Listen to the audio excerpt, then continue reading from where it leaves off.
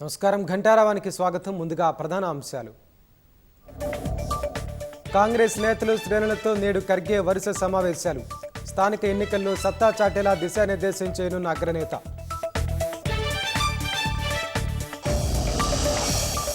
నిలకడగా కేసీఆర్ ఆరోగ్య పరిస్థితి. యశోద ఆసుపత్రికి వెళ్లి పరామర్శించిన ఎమ్మెల్సీ కవిత.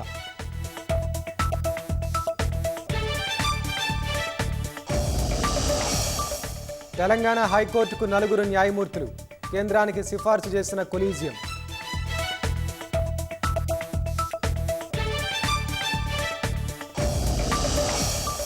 సూర్యాపేట జిల్లాలో యథేచ్ఛగా నకిలీ విత్తనాల దందా. రైతులను నిండా ముంచుతున్న అక్రమార్కులు.